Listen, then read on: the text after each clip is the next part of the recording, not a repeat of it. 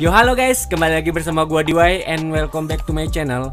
Pada video kali ini gua mau merangkum sebuah film drama horor berjudul Dark Water tahun 2005, yang mana film ini akan mengisahkan tentang seorang ibu single parent yang baru saja pindah ke apartemen murah di pinggiran kota Amerika. Tapi siapa sangka kepindahannya ke apartemen baru tersebut malah membuat dirinya mendapat gangguan dari jurik sehingga hampir membuat dirinya gila. Penasaran dengan filmnya? So tanpa berbasa-basi lagi, siapkan kopi dan cemilan kalian dan enjoy this video.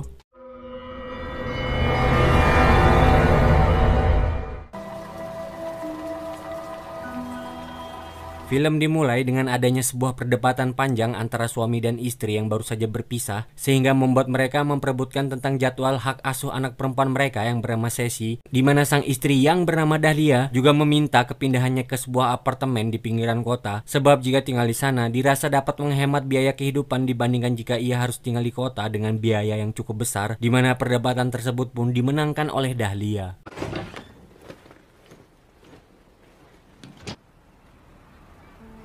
Just be honest with yourself. Pada hari itu juga Dahlia langsung bergegas untuk menemui seseorang yang bernama Murai, di mana sebelumnya Dahlia ini memang sudah memiliki janji bertemu dikarenakan Dahlia yang ingin melihat-lihat bagaimana situasi apartemen di sana. Lantas dikenalkanlah juga si Dahlia ini sama tukang bersih-bersih di sana yang bernama Tuan Fek, untuk kemudian Murai pun mengajak Dahlia untuk segera melihat apartemen mereka. Built in 1976 by Stern Jackson and Associates. Dengan suasana yang kurang nyaman membuat Ceci yang biasa tinggal di kota sempat enggan untuk mau tinggal di apartemen ini, di mana Ceci berulang kali mengatakan kepada ibunya agar mau mencari tempat yang lain, hingga pada suatu momen ketika Dahlia dan Murai mengobrol, tanpa sadar Ceci pun keluar diam-diam dan naik hingga ke lantai atas, sehingga ketika Dahlia menyadari jika anaknya tidak ada di sana, lantas membuat ia seketika menjadi panik dan bergegas mencari anaknya.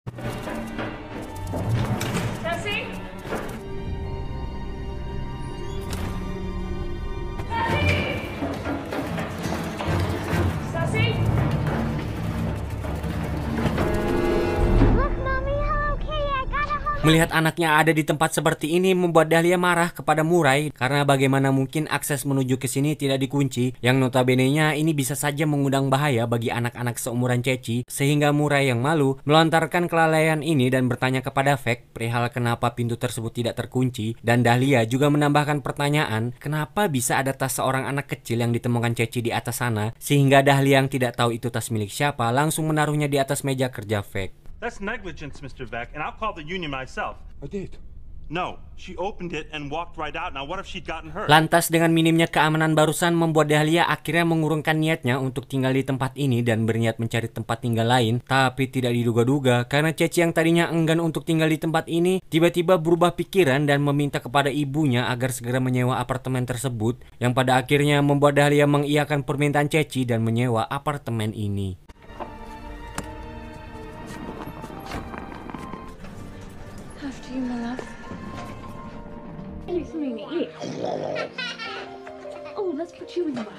Tapi baru juga pindah dan karena harga sewanya yang mungkin karena murah banget, Dahlia melihat jika plafon kamar mereka terdapat sebuah rembesan air yang membuat Dahlia ini agak sedikit risih.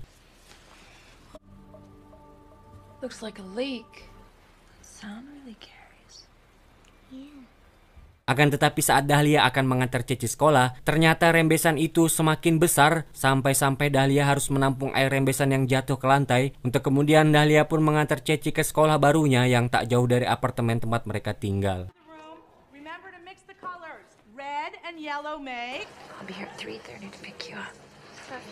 Sepulangnya ke apartemen, Dahlia pun menemui Fek untuk mengatakan perihal tentang plafon kamarnya yang bocor dan meminta agar segera diperbaiki. Namun Fek menolak melakukannya karena bagi Fek itu bukan pekerjaannya. Lantas Dahlia pun menghubungi Murai dan komplain atas ketidaknyamanan yang ia terima, di mana Murai berjanji akan segera memperbaikinya dan nanti akan menyuruh Fek untuk mengeceknya.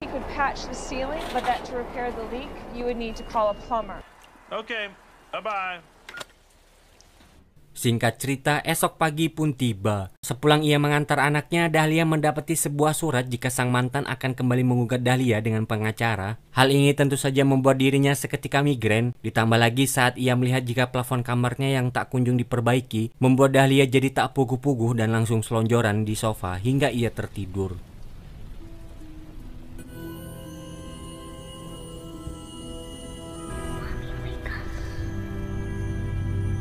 Akan tetapi Dahlia pun dibangunkan dengan suara anak kecil yang memanggilnya, sehingga Dahlia yang penasaran pun mengikuti asal suara tersebut hingga ke apartemen yang berada di atas kamarnya, di mana Dahlia mendapati kamar tersebut dalam keadaan banjir dan sempat melihat sebuah foto yang terdapat di sana. Tapi tiba-tiba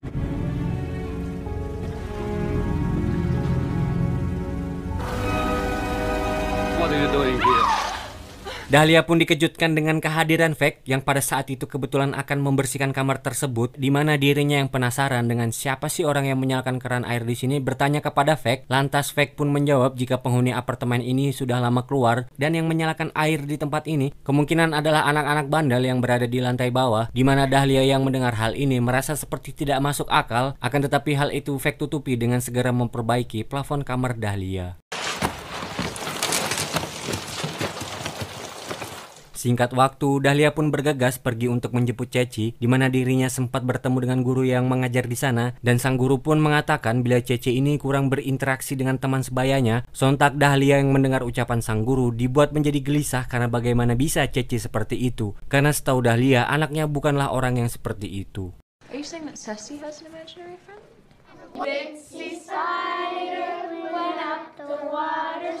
Yang mana Dahlia akhirnya percaya sebab saat di malam hari ketika hendak mengantar Ceci tidur, ia mendengar sendiri jika pada saat itu Ceci sedang berbicara dengan teman hayalannya yang bernama Natasha. Lantas Dahlia yang tidak mau marah dengan tingkah Ceci hanya meminta anaknya untuk segera bobok cantik dengan ditemani dirinya. Tapi tiba-tiba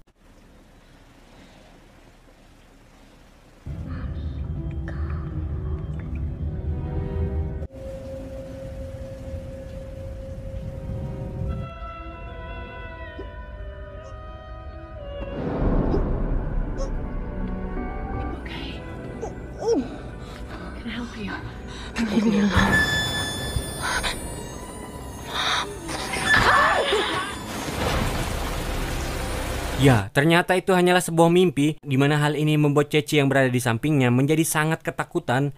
Dan perlu diketahui jika yang Dahlia impikan barusan merupakan sosok ibunya, di mana Dahlia yang sebenarnya memiliki PTSD ketika kecil dulu sering mendapat perlakuan yang tidak menyenangkan hingga akhirnya membuat Dahlia harus ditinggal pergi oleh ibunya. Maka dari itu semua hal yang menimpa dirinya ketika sewaktu kecil dulu membuat dirinya sangat menyayangi Ceci dan tak ingin hal seperti itu terulang kembali dan berlaku kepada Ceci.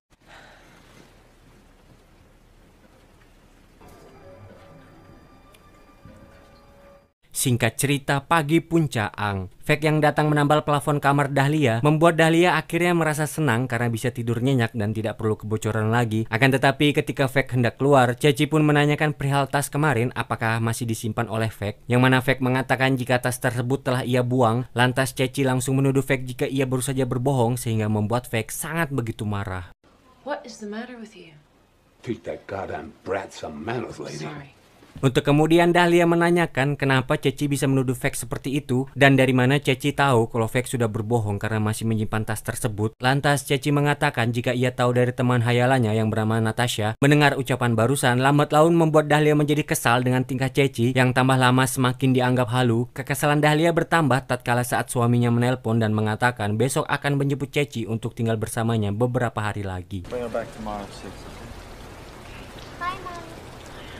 Ketika seorang diri, Dahlia pun menggunakan waktunya untuk mencuci baju kotor yang sudah hesek dan bau, di mana pada saat itu Dahlia sempat bertemu dan diganggu dengan dua orang bocah badung yang sering dibicarakan oleh Fek. Tapi Dahlia yang tidak peduli tetap melanjutkan kegiatannya agar ia bisa segera beristirahat. Akan tetapi suasana berubah tatkala mulai terjadi suatu keanehan yang membuat Dahlia menjadi panik dan takut.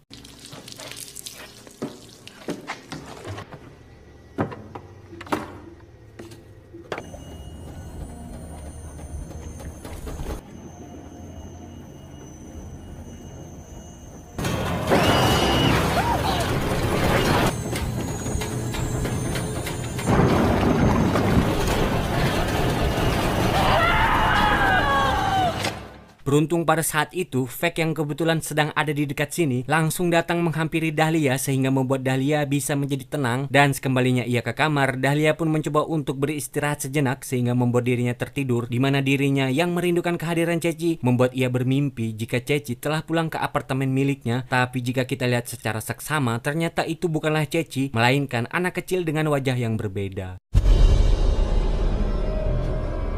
I'm scared, Mommy. I want to sleep with you.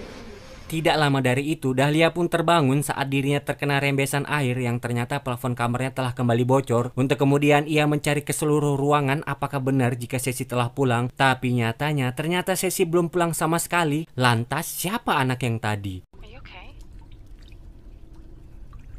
Yeah, fine. Singkat waktu, Ceci yang akhirnya beneran pulang sangat disambut hangat oleh Dahlia yang udah kangen banget sama anaknya. Dimana pada saat itu secara tidak sengaja, Ceci yang menunggu di depan lift beranjak masuk seorang diri ke dalam lift sehingga membuat Dahlia panik saat mengetahuinya. Tapi beruntung ternyata Ceci baik-baik saja.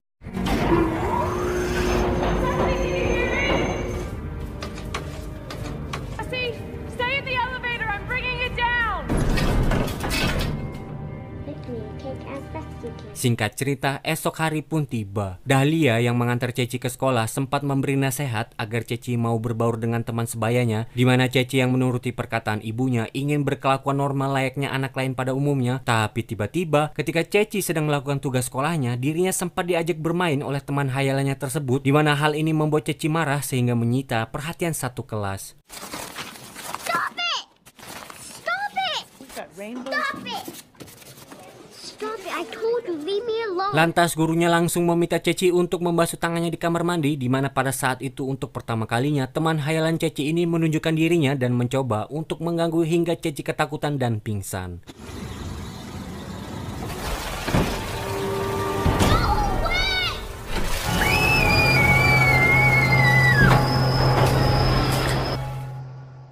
Mengetahui anaknya sedang tidak baik-baik saja, maka sepulang ia bekerja, Dahlia pun langsung buru-buru mendatangi sekolah Ceci, yang dimana ternyata Ceci telah dijemput oleh suaminya dan sudah dibawa ke rumah sakit. Lantas menujulah si Dahlia ke rumah sakit, tapi setibanya di sana, ternyata Ceci sudah tak berada di sana karena telah dibawa pulang oleh suaminya. Maka dirinya yang panik karena mungkin ini akan berpengaruh dengan dicabutnya hak asuh Ceci, membuat Dahlia langsung menelpon pengacaranya untuk meminta masukan dan bantuan akan hal ini.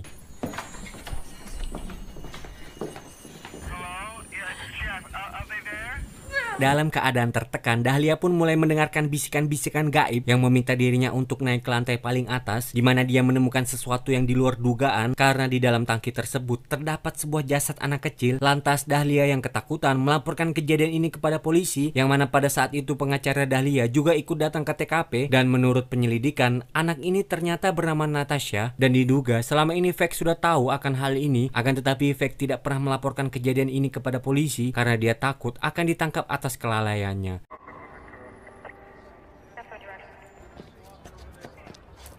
Somehow she fell in. They even think he might have discovered she'd fallen in. Sedangkan orang tua dari anak ini sendiri juga tidak bisa dihubungi, sehingga kemungkinan orang tua mereka masih belum sadar jika anaknya kini telah tak bernyawa.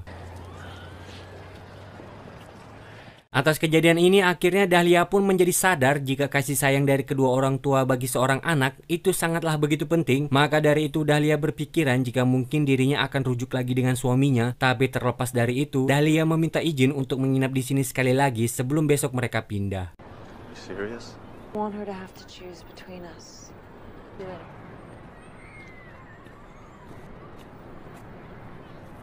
Tapi siapa sangka jika keputusan untuk pindah dari tempat ini justru memancing kemarahan arwah dari si anak kecil ini, disebabkan jika si Jurik ini tidak rela jika Dahlia akan pergi meninggalkan dirinya, karena bagi si Jurik, Dahlia sudah dianggap sebagai ibunya sendiri, di mana si Jurik ini juga nekat akan memodarkan Ceci agar Dahlia mau terus tinggal di sini. You can't leave me.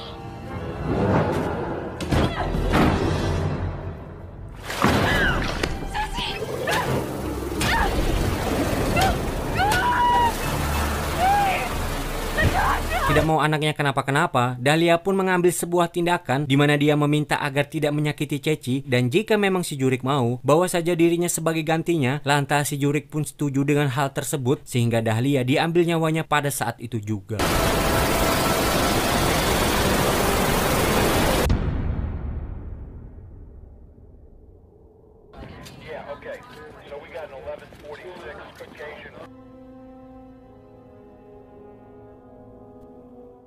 Setelah kejadian tempo hari, Ceci yang masih dalam keadaan trauma mencoba untuk tetap tegar walaupun ia tahu jika ibu yang ia sayangi tidak akan pernah kembali lagi untuknya. Tapi walaupun begitu, Ceci tahu betul jika semua pengorbanan itu adalah bentuk kasih sayang dari seorang ibu untuk melindungi anaknya.